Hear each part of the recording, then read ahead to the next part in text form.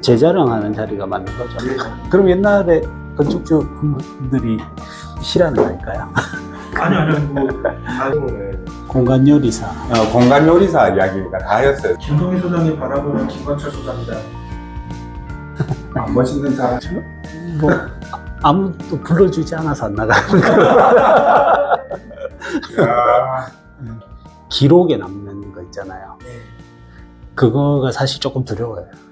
왜냐하면 지금 옳은 것이 나중에도 옳은 것인가에 대해서 상당히 그때는 옳았다고 나중에 가서 지금 옳았다고 생각할 수 있지만 좀 이제 그런 걸 좀 경계하는 편이라서 예를 들면 제가 한 작년 여름에 설계 공모 심사를 했는데 그때 어떤 심사 참가자 작품을 엄청 안 좋게 이야기했거든요.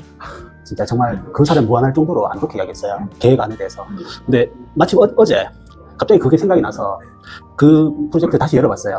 내가 진짜 그렇게까지 말할 정도였나 이렇게 좀 반성하기도 하고. 제가 위치한 포지션이 제일 애매한 포지션이 지금 현재 제 작업은 2012년부터 했는데요. 8년쯤부터 작업했던 것들을 모아서 지금까지 완공된 작업들을 모아서 기록물로서의 작품집, 책이기 때문에 그리고 제가 이때까지 작업했던 것은 그것을 굳이 뭐 책을 팔 목적으로 접근하지 않았기 때문에 아무 이야기나 막 하면 막 좀 나대기도 싫고 저희 사무실 천장에 조명이 하나도 없잖아요. 근데 제가 지금 하고 싶은 거는 천장이 하얀색인데 까맣게 칠하고 싶은데 모두가 반대하고 있어서 오히려 못하고 있어요. 감옥. 네, 맞아요. 감옥 컨셉. 그럼 옛날에 건축주들이 싫어하는 거니까요. 근데 확실한 거는 시간이 지나면서 포트폴리오가 쌓이고 뭐 이렇게 좀 인지도가 조금씩 있게 되면서 클라이언트 분들이 많이 의심을 덜 하시죠. 그렇죠. 제가 하는 것에 대해서. 아닙니다. 처음에는 이제 클라이언트를 더 열심히 설득해야 된다라면. 왜냐하면 뭐 이렇게 제가 무언가를 설계해서 제안했을 때 저는 아까도 비슷한 이야기 했지만 그때는 그게 맞잖아요. 그러면 그거를 설명하고 왜 이렇게 해야 되는지 설명을 더 열심히 그분이 이해하실 수 있게 더 열심히 설득해야 됐었죠. 어쩔 수 없이. 근데 최근에는 물론 열심히 설명을 하지만 어느 정도 저를 더 신뢰하는 신뢰관계가 더욱 단단해진 상황이라고 생각되는데 그래서 이제 제가 이런 제안을 했을 때 소장님이 이야기하셨으면 그게 맞겠네요. 뭐 이렇게 이야기되는 경우도 있어서 조금 더 이제 쉽다 그러면 좀 오만하고 뭐라 그래야 될까요? 좀 더 저를 신뢰해 주는 상황이 되었다. 충분히 이야기를 듣죠. 듣는다. 네, 이야기 듣고 바로 무언가를 막 만들진 않아요. 설계 의뢰를 받고 제일 먼저 건물을 집을 지을 땅을 가잖아요. 반드시 같이 가려고 하는 편이고, 네, 같이 가서 이제 그 클라이언트 분이 생각하시는 바가 무엇인가 이 땅에 대해서 충분히 설명을 듣고 그리고 나서 돌아가서 바로 작업을 하지 않아요. 그 작업을 안 하는 기간을 최대한 길게 주려고 나름 노력하고 그 이유는 머릿속으로만 계속 생각하려고 해요. 이제 막 뭔가를 그려서 형태를 만들고 정해진 틀을 만들려고 하지 않아요. 머릿속에서 하는 거는 사실 스케일도 조금 빗나갈 거고 다를 거고 뭐 이렇게 공간감도 다를 거고 뭐 이제 더 많은 생각을 할 수 있을 것 같고 그러다가 어느 순간 그런 생각들이 어느 순간 하나의 아이디어로 귀결되는 순간들이 저는 오는 것 같거든요. 그래서 그 순간이 되면 이 방식으로 한번 해볼까 이렇게 생각해서 이제 뭔가를 하려고 하는데 그 시간이 저는 엄청 즐겁거든요. 그 생각하는 시간들이 설계하는 기간 중에 그때가 제일 즐거워요. 도면 도출에 어떤 도면 기본 설계 아니면 공사 도면 6개월 정도 6개월에서 7개월 정도 걸리는. 근데 뭐 제가 처음에 말씀드렸던 그 생각하는 시간이 뭐 한 달, 두 달 이렇게는 아니니까 아무리 길어도 2주, 3주 그 정도일 수밖에 없잖아요. 클라이언트가 우리를 기다려주진 않으니까. 그 시간이 즐거운 거고. 네. 그렇게 해서 이제 뭐 확신하는 아이디어가 있으면 하나를 만들고, 저 스스로 확신을 못하면 세 개를 만들고, 네, 그렇게 하려고 하는데, 주택은 거의 다 하나를 만들 수밖에 없죠. 클라이언트 요구 조건이 명확하고, 땅이 명확하고, 그 말씀 주신 것에 대한 즉답은 그것에 대한 변화는 없어요. 우리가 최대한 이제 완성도를 위해서 더 정확하게, 더 명확하게, 더 디테일하게 도면 그리는 거는 변함이 없는데, 다르게 대답을 하면 저 개인적인 2026년도의 화두는 이전까지의 화두가 말씀하셨던 완성도? 그러니까 만듦새라고 표현했거든요. 저는 스스로를. 만듦새가 이때까지 제가 설계한 화두였다면 그것이 어느 정도 저는 이루어졌다고 생각하고, 무언가를 하더라도 남들한테 욕먹지 않을 정도의 만듦새는 이제 확보할 수 있다라고 생각하거든요. 어떤 건물이든. 그러면 계속 이걸 할 이유가 없어요. 이건 확보된 거고, 더 조금씩 디벨롭 해나가면 되는 거고. 지금의 저희 화두는 쓰임새. 이 건물이 어떻게 기능적으로 더 잘 쓰이게 할 것인가. 예를 들면 우리가 주택 설계 하나 할 때 다 짓고 나서 클라이언트가 이런 게 조금 부족했는데 조금 이런 부분 좀 아쉽다 이런 이야기 하잖아요. 혹은 뭔가를 우리가 어쩌면 당연히 해야 되는 건데 놓치는 부분이 있을 수도 있고, 그렇게 해서 쓰임이 불편해지는 상황이 있을 수도 있고, 그래서 더 철저하게 내가 쓰임새에 대해서 프로그램을 어떻게 해석하느냐에 대해서 이제는 좀 스터디를 해봐야겠다라고 생각하고 있어요. 그 다음에는 어쩌면 아이디어를 고민해야 될 수도 있을 것 같고, 근데 지금은 어쨌든 이제 만듦새는 제가 확보했으니 쓰임새를 확보해 보겠다. 그리고 나면 더 많은 아이디어로 이 두 가지가 되면 나는 더 좋은 건축할 수 있겠다 이렇게 생각하고 있어요. 제가 주택 하나를 설계하면 도면이 이게 많은지 적은지 저는 사실 잘 모르겠는데 한 200페이지 정도 되거든요. 근데 이제 그거를 점점 줄여 나가려고 노력하는데, 이제 만듦새라는 단어의 기준에서 우리가 도면이 많다고 다 쓸모 있는 도면이 아닐 수도 있잖아요. 근데 최대한 제가 생각하는, 머릿속에서 생각하는 1:1 스케일에 구현되는 방식에서 필요한 도면들을 이제 레시피라 하셔서 그런데, 도면 목록표가 우리는 항상 비슷해요. 넘버도 비슷하고 도면 제목도 비슷해요. 그것만 우리가 이제 그 정해져 있는 그 틀에서 도면을 주택이라 했을 때 그 안에서 도면을 그려내면 어떤 건물이든 그 도면대로만 그리면 최소 제가 생각했던 것대로 만들어지긴 해요. 이제 그런 레시피라고 했을 때, 레시피는 어쨌든 소금 몇 그램 이런 거잖아요. 그랬을 때 건축 공사 혹은 완성을 위해서는 어쨌든 설계 도면이 필요하고, 이제 정량적으로 이제 레시피도 정량적인 문제니까, 그랬을 때 이제 그 정해져 있는 바가 있다는 거죠. 어떤 요리를 할 것이냐, 어떤 설계를 할 것이냐는 다른 문제고, 근데 이제 제가 지금 고민하는 거는 어떤 설계, 어떤 요리를 할 것인가에 대한 그 쓰임새에 대한 고민인 거고, 그게 좋은 저는 모던하다는 것에 대해서 관심이 없어요.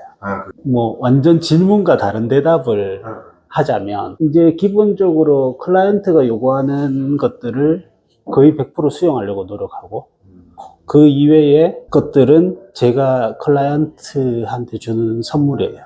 예, 당장 발견되든 살다 보다가 발견되는 그림자든 빛이든 바람이든 무엇이든지 간에 느껴지는 감정들은 이제 제가 의도했던 것들은 제가 주는 선물이고, 제가 의도하지 않은 것들은 그가 찾은 선물인 거고, 그런 거지, 그거를 그 안에서 직선적으로 뭔가를 만들려고 한 것도 아니고, 그리고 모던하려고 만든 것도 아니고, 그런 것 같습니다. 그분이 누군지 모르겠지만 저는 상당히 마음에 안 듭니다. 왜 그러냐면, 건축주가 모형을 달라 해도 저 모형 안 주거든요. 이 모형이 왜 필요하냐, 네가 살 집이 만들어지고 있는데. 저는 그게 어떻게 보면 엄청 현실적이고, 불필요한 것들을 왜 하는지를 모르는 스타일의 INTP거든요. 그래서 그럴 수도 있는데, 하여튼 자의식이 센 사람인 것 같아요. 그런 식의 선물은 줄 생각이 전혀 없습니다.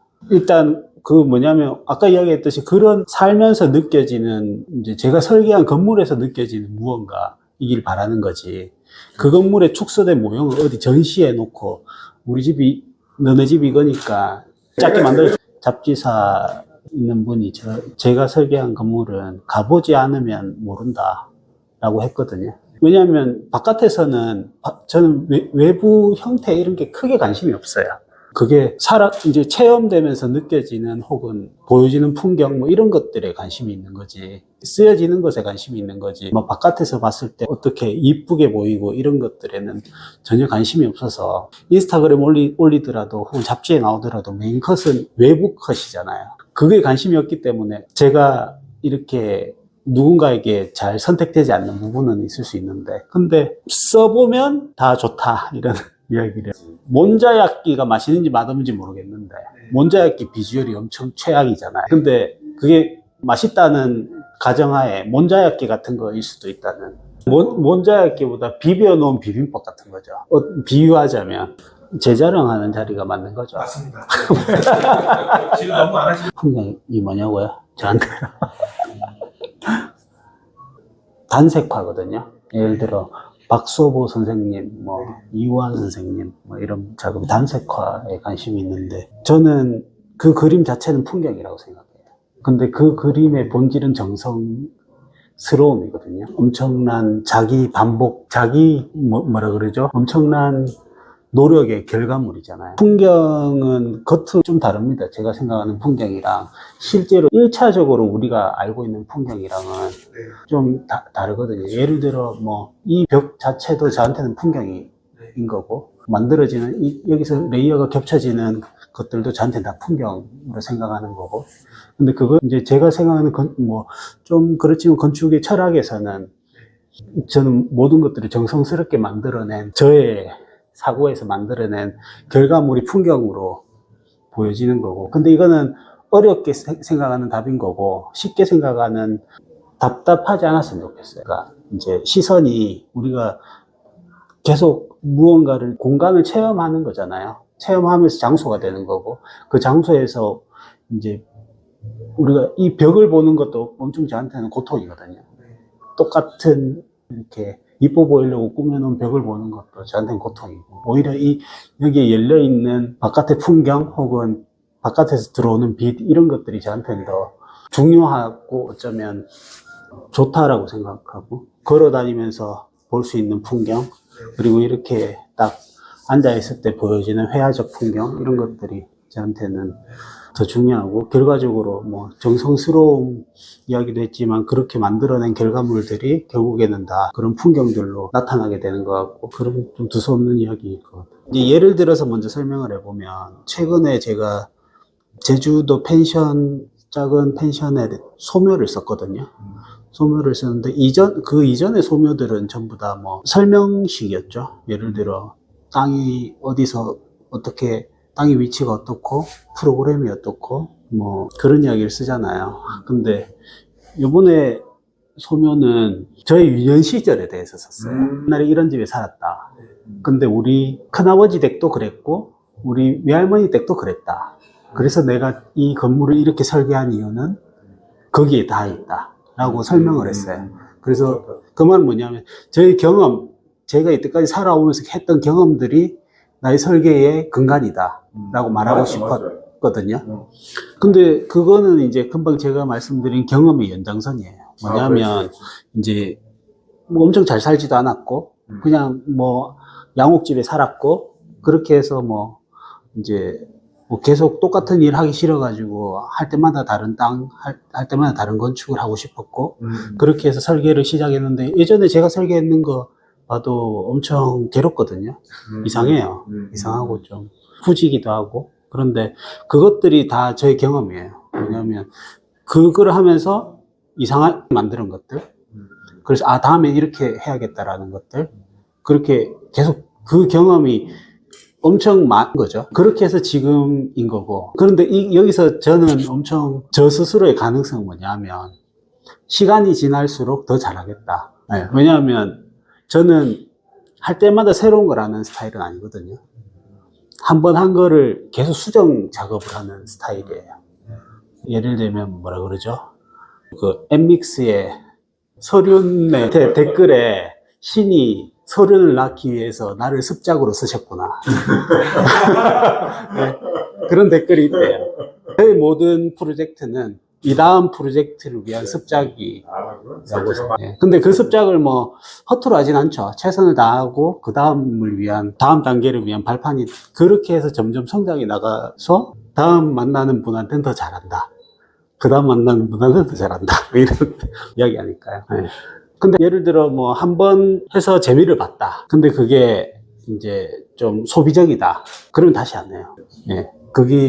그것이 영속적이다. 혹은 이제 스탠다드하다. 제가 만든 거가. 뭐 그렇다라면 그것은 계속 가는데, 뭐 뭔가를 했는데 이게 좀 소비적인 성향이 있다. 그러면 다시 안 하려고 노력해요. 건축가가 프로젝트를 고를 수 있나요? 저희 예전에 제가 사무실 다닐 때 아틀리에 17이라는 데 다녔는데, 제가 사무실 그 만들 때 그 권무성 교수님이 소장이었는데, 권무성 교수님 저 나갈 때 부르시더니 첫 프로젝트를 잘 골라라. 그것이 너를 평생 올가맬 것이다. 라고 했거든요. 근데 첫 프로젝트가 주거였어요. 그래서 그게 연속돼서 이제 주거가 점점 많아지고, 뭐 다가구 주택 하다가, 상가주택 하다가, 단독주택 하다가, 이렇게 변하기는 하지만 주거와 관련된 프로젝트를 계속하는 이유가 시작을 그렇게 했기 때문에인 것 같기도 한데요. 근데 이제 단독주택을 하고 싶다는 욕망은 좀 있었어요. 설계 이제 계획할 때 예를 들어 부속 시설과 주요 시설을 아주 명확하게 합니다. 그 명확하게 한다는 거는 공간적으로 명확하게 한다기보다 치수적으로 아주 명확하게 합니다. 그래서 우리가 이제 부속 시설 같은 필요하지만 중요하지 않은 것들은 아주 타이트하게 만듭니다. 정말 쓸 수 있을 정도로만. 근데 중요한, 만약 예를 들어 주택에서 중요한 시설, 뭐 거실, 뭐 주방, 침실 이런 것들은 역으로 엄청 더 넓게 만들려고 노력하고, 그리고 외부와 더 많이 관계되게 하려고 노력하고, 아주 극명하게 하려고 하는데, 그렇게 되면 이제 실제적으로 훨씬 더 넓게 보여집니다. 근데 그 거실의 치수들도 그 넓은 치수, 뭐 예를 들어 뭐 10m다. 엄청 넓잖아요. 그 10m에 명확한 근거가 있는 치수로 만듭니다. 그래서 예를 들어 정사각형을 했을 때 10m다. 그러면 끝에서 끝까지의 모든 치수를 다 씁니다. 그 안에서 거실은 최대한 넓게 하고 필요한 시설들은 최대한 타이트하게 만들고 마당을 넓게 하고 뭐 이런 식으로. 그 사무실에서 제가 엄청 감사하게 배운 것은 뭐냐면 안목이에요. 설계를 하는 방식을 저는 조금 권무성 교수님한테 신뢰될 수는 있지만 최대한 많이 배웠던 것들을 많이 버리려고 노력했다면, 저한테 많이 알려주셨던 것들은 네가 어떤 상황에 놓였을 때 너는 무엇을 선택할 것이냐. 예를 들어 뭐 여기에 테이블을 한 개 놔야 되는데 이 테이블에 나무의 수종은 무엇을 할 것이냐, 어떤 색깔을 할 것이냐, 그런 것들을 계속 저한테 질문을 하시고, 저는 그 질문을 대답을 하는데 그 대답의 근거가 명확해야 되고 설득이 돼야 되고 합당해야 되고. 근데 우리 예를 들어 사무실의 직원들이나 실습생 와서 물어보면 그런 이야기 하거든요. 이거 어때? 이러면 제 느낌에는 그냥 좀 이렇게 됐으면 좋겠어요. 이렇게 하는 경우가 있거든요. 그러니까 명확하게 뭔가를 합리적으로 이야기하지 않고 근거가 있게 이야기하지 않고 그냥 감성적으로. 저희 사무실에 오면 그거를 배워요. 이야기하는 방식을, 생각하는 방식을. 그게 저는 안목을 배운다고 생각하는데, 그거를 배웠기 때문에 저도 저희 직원들한테, 제가 가르쳐 줘야 되는 사람들한테 그걸 가르쳐 주려고 노력하고, 그걸 가장 크게 배운 것 같습니다. 회식을 하면 저보다 술을 잘 먹는 사람이 없어야 됩니다. 그 말은 뭐냐면 시공사와의 관계에서 제가 시공을 더 잘하고 있어요. 실제로 더 잘해요.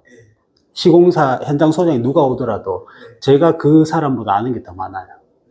그래서 그 관계를 뭐 내가 아는 게 더 많다 이렇게 말 안 하고, 어떤 상황이 맞닥뜨려졌을 때 제가 거기에 대해서 시공은 이렇게 하면 되는데 어떻게 생각하십니까? 라고 이야기를 던지면 그 사람은 놀랐겠죠. 그런 적이 없으니까.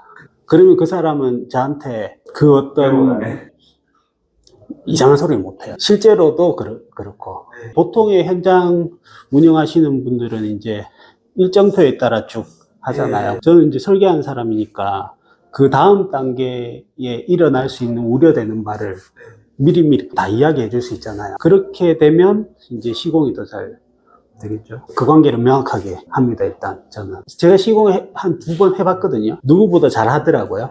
근데 제 돈을 쓰고 있더라고요. 좀 자존심 상하는 거죠. 돈을 정해진 공사비를 받았어요. 제가 설계를 하고 이제 시공을 좀 하는데 돈을 다 썼어요. 그럼 건축주한테 계약된 돈 다 썼는데 돈을 더 달라고 하기 싫은 거예요. 제 돈으로 공사를 하고 있어요.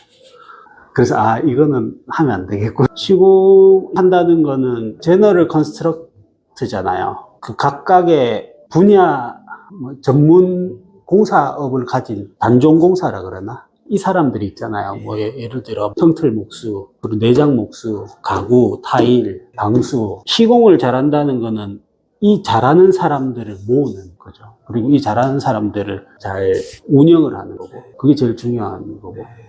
그래서 그 사람들한테 제가 많이 배우고, 그 사람들을 찾으려고 정말 뭐 예를 들어 가구하는 사람한테는 제가 2번 거절당했거든요. 왜 거절당했냐 하면, 이 사람이 잘하는 줄 알고 제가 건너서 연락해서 제 거를 해달라고 부탁을 했는데 거절을 했어요.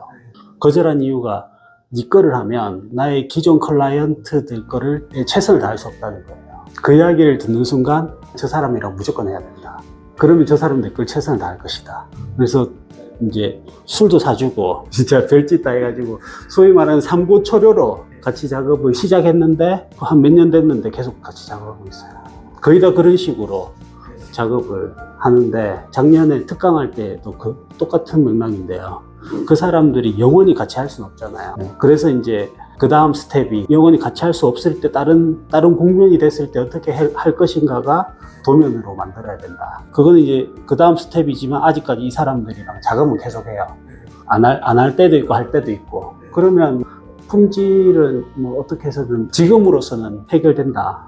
근데 이제 이 사람들이 없을 때도 나는 대비를 한다.